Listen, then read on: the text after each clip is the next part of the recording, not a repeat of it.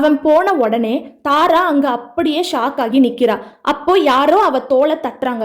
திரும்பி பார்த்தா அங்க ஒரு சிம்பிளான கோல்டு கலர் மாஸ்க் போட்ட ஒருத்தன் நிக்கிறான். அவன் மாஸ்க கலட்டிட்டு நான் உன்னை கண்டுபிடிச்சிட்டேன் அப்படின்னு சொல்றான். அவன் தான் ஜெகன். அப்போ தாராக்கு ஒண்ணுமே புரியல, கம்ப்ளீட்டா கன்ஃபியூஸ் ஆகி நிக்கிறா. உடனே ஜெகன் தாராவோட கையை பிடிச்சி டான்ஸ் ஆட கூட்டிட்டு போறான்.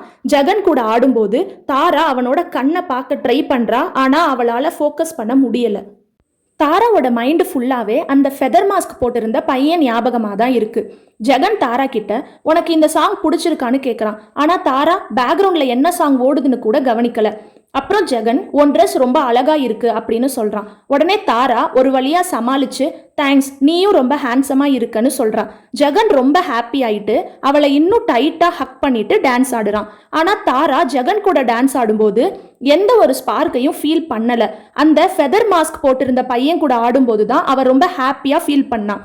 தாரா ஜெகன் கூட டான்ஸ் ஆடிக்கிட்டே அந்த ஃபெதர் மாஸ்க் போட்டிருந்த பையனை தான் பார்ட்டி ஹால் ஃபுல்லா தேடிட்டு இருக்கா. டான்ஸ் முடிஞ்ச உடனே ஜெகன் கிட்ட நான் போய் கௌஷியை பார்த்துட்டு வரேன் அப்படின்னு தாரா சொல்லிட்டு அங்க இருந்து ஓடிட்டா.